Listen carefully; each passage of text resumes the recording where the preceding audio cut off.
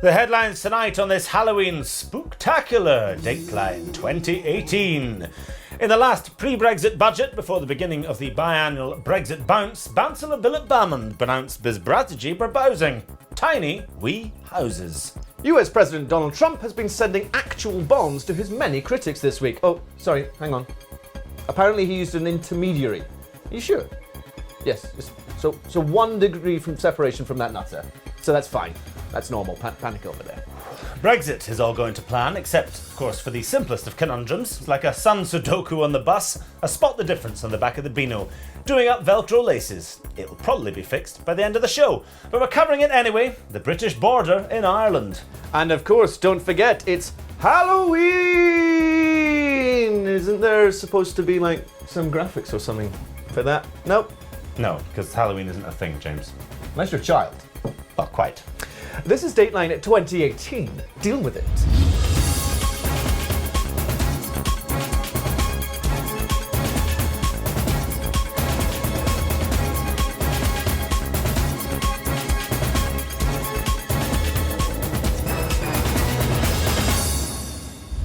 Good evening. Philip Hammond gave the last budget before Brexit this week, unless Brexit goes really badly and the deal turns out to be rubbish, in which case he'll obviously do another one. But this one, which is probably going to be the last one, was, as you'd expect, a lot of fun.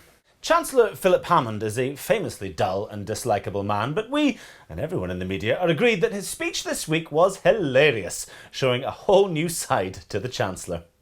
Adjustment in the special writing down rate for long life assets from 8% to 6% to better align the tax and accounting treatment of these assets.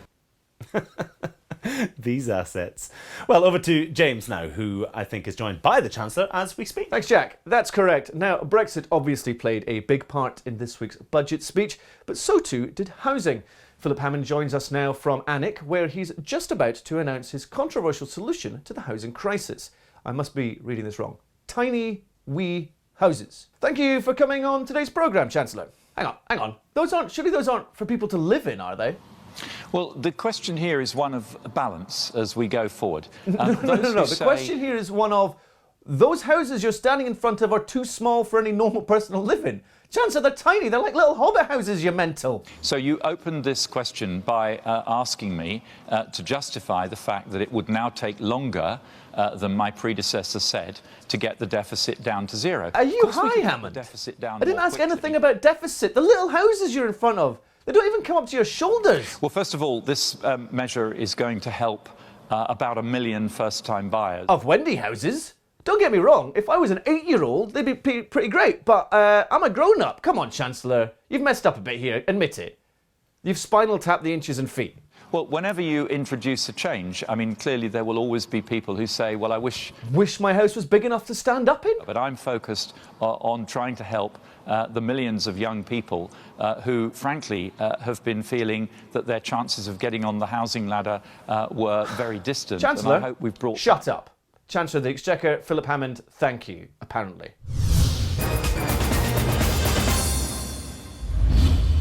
As Theresa May nears the completion of a near-perfect Brexit deal, the only minor sticking point seems to be the Irish border question and freedom of movement, so obviously the fate of EU citizens inside the UK and trade and food and medicine. The pound, that's not bouncing back. Yeah, that's in the bin. Human rights, devolved constitutional issues, food safety. Food safety, yeah, the rise of the far right, agricultural subsidies, fishing rights. But let's focus on the first one, which was the Irish border.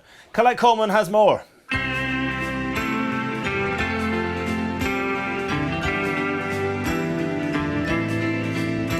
Top of the morning to you from the island of Ireland. And although you'd never know it, I'm standing on the Irish border with Ireland. One foot in Ireland, the other also in Ireland. And for the first time in its long history, this imaginary line has become the cause of some contention after pro-European naysayers seem insistent on splitting this island in two, a recipe for troubles if ever I heard one. Originally devised by St. Patrick of Assisi around 1420 as a line beyond which no snake should ever cross, the border has stood as a symbol of unity for all that time. But Brexit panic has set in, and the European Union seems hell-bent on inflicting its capricious will on the Irish. I tried to speak to an Irish fellow earlier today, but to be honest, I couldn't understand a word he was saying. Gibberish. Utter gibberish. So, here's a clip from Bewitched instead.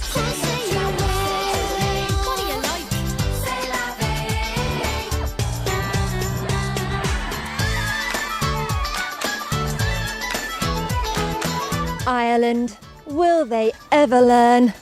Back to you in the studio. What was that even supposed to be? Colette, where are you? The Irish border. Nah. What's that flag even supposed to be? The Irish flag. That's the Jamaican flag, Colette. No, it's definitely the Irish flag. It's got green in it. You don't think there might be any other flags there? Yeah, for instance, the country it borders with. A shamrock? No. Also racist, but still no. Colette Coleman. Oh, the UK flag is the other flag. Yeah, obviously. Colette Coleman from a field somewhere, with at the very least enough expenses for a Ryanair flight in her pocket. She'll have some questions to answer when she gets back.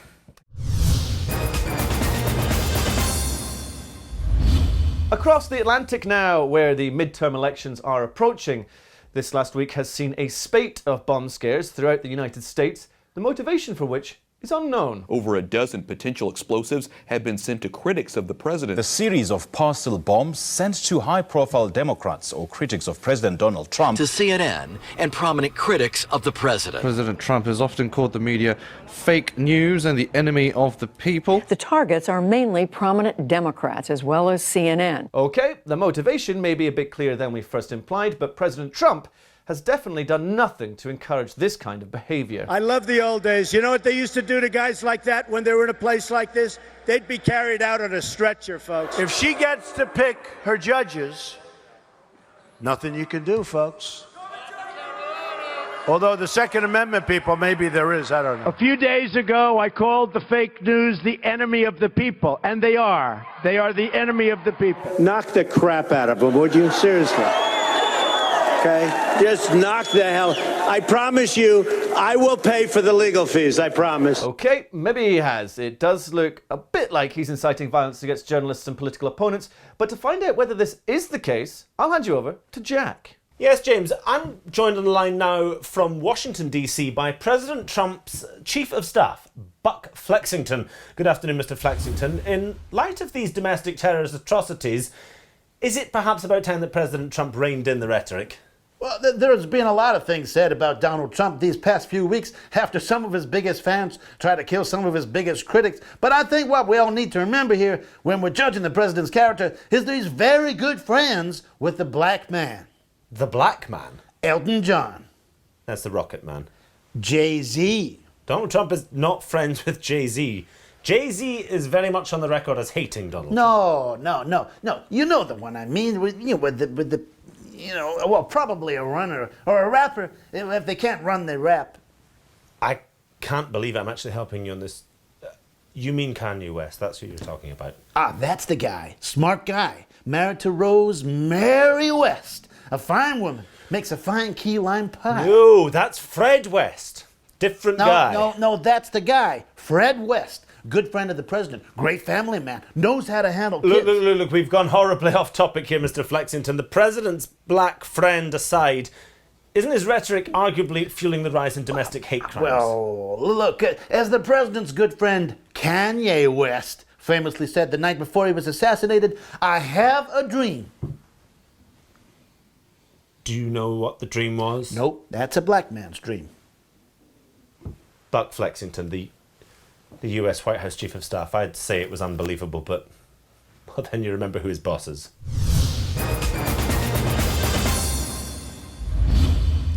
Now, we are about to go to a segment which may be history in the making. Live and filmed exclusively for Dateline 2018. This is what journalism is all about. That's except, of course, for viewers in the regional backwaters. For you lot, here's the news where you are.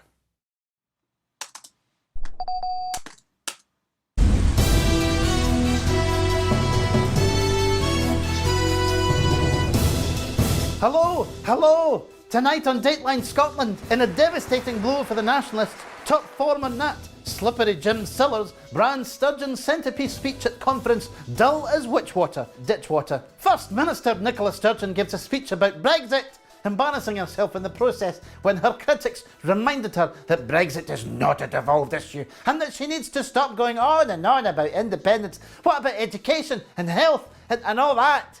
But first, our main story this evening. The border town of Galashiels has been shortlisted alongside 200 other Scottish towns and cities for the European City of Culture.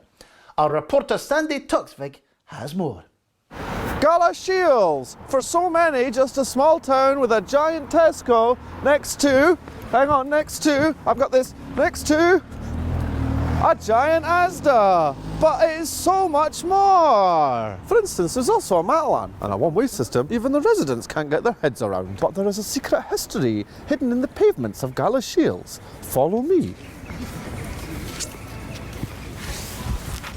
Oh, what's this? Do you remember cherry blossoms in the market square? Sound familiar? Do you remember the cherry blossom in the market square? Do you remember? I thought it was confetti in our hair.